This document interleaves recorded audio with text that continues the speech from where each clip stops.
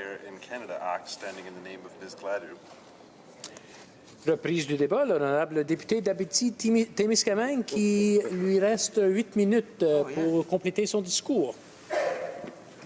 Merci beaucoup, Monsieur le Président. Je ne croyais pas avoir la chance de pouvoir compléter ce discours, donc ça me fait d'autant plus plaisir d'avoir mes 8 minutes restantes.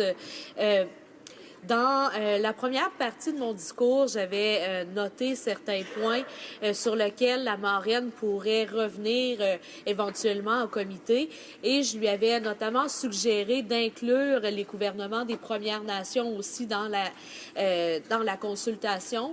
Je crois que c'est un des points cruciaux.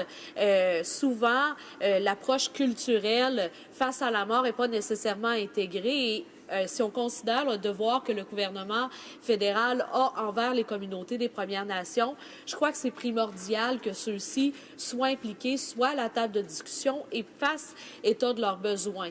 Et les besoins en matière de soins palliatifs dans les communautés autochtones, ils sont énorme parce qu'il n'y a à peu près aucun projet. Souvent, les communautés sont trop petites, donc on juge que on peut pas avoir des ressources spécifiquement affectées aux soins palliatifs. Il y a plusieurs communautés des Premières Nations qui n'ont pas de maison, si on peut dire l'équivalent de soins de longue durée. Donc, les aînés se retrouvent hospitalisés à travers le système de santé de la province dans lequel ils sont. Et quand on va à la rencontre, par exemple, des fournisseurs de soins palliatifs, qu'on leur parle, ils seraient intéressés à développer des projets. Moi, j'ai été à la Maison du Bouleau Blanc et c'est eux qui souvent vont accueillir, et ils sont dans la ville d'Amos, donc juste à côté de la communauté de Picogan. Et souvent, ils vont accueillir les gens de Picogan, de la communauté autochtone, quand il y en a qui ont besoin. Et ils le font avec grand plaisir. Mais ils le disent eux-mêmes, c'est pas pareil, ça se passe pas pareil. La communauté est beaucoup plus impliquée. Il y a beaucoup de gens qui sont là pour soutenir la personne mourante. Et on fait notre possible en termes des besoins, mais c'est sûr et certain que s'il y avait une ouverture au niveau des fonds fédéraux pour avoir des projets spécifiques au niveau des Premières Nations, on serait ouvert à avoir une chambre vraiment adaptée, décorée à leurs besoins, qui reflète un peu l'approche qu'on veut faire, qui est adaptée au client qui a besoin de soins palliatifs.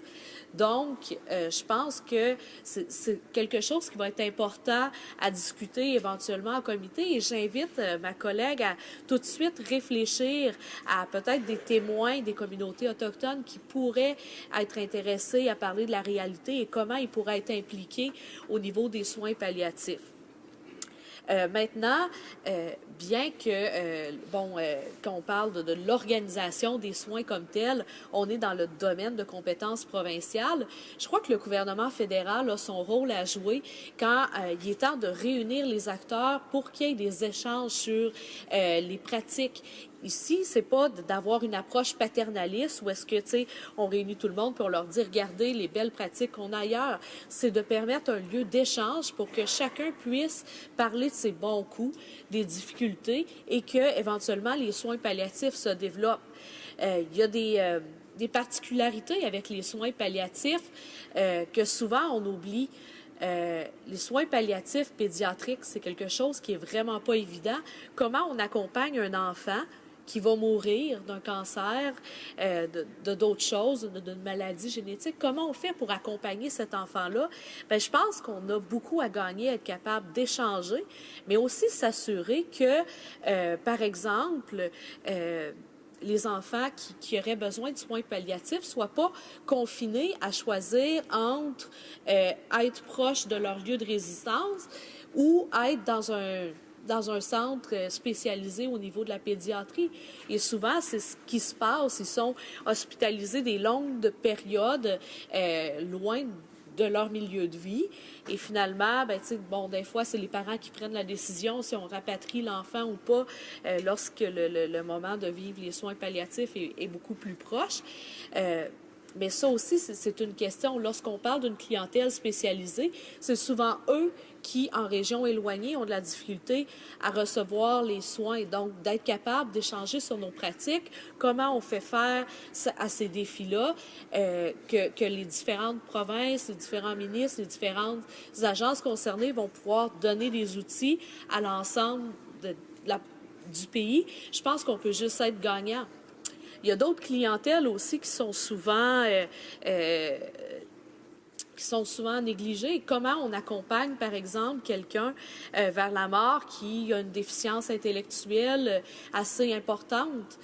Ça m'est arrivé d'avoir à le faire dans ma carrière et c'est pas évident. On n'a pas nécessairement tout le temps les outils. On est habitué de travailler dans un cadre où est-ce que la personne comprend, la mort comprend ce qui lui arrive. Mais quand on sort de ce cadre-là, c'est souvent plus difficile. Donc, je pense que c'est important d'être capable de le faire. Puis quelquefois aussi, il y a des morts qui vont nous toucher particulièrement.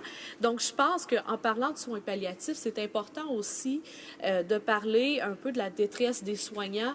Tu sais, souvent, que ce soit, peu importe où est-ce que la personne exerce son métier, il y a des cas qui vont faire particulièrement mal, qui vont nous faire beaucoup de peine. Et je pense que c'est important aussi quand on approche les soins palliatifs, d'être capable de parler de ça pour que les soignants évitent de, si on peut dire, transporter les blessures au fil de leur carrière pour un certain moment être peut-être un peu brisés. On a juste à penser, par exemple, aux professionnels, aux militaires qui ont été déployés à l'étranger, qui ont dû accompagner des gens vers la mort parce que à ce moment-là, il y avait comme pas d'autre choix. Quelquefois, ça a été des expériences traumatisantes et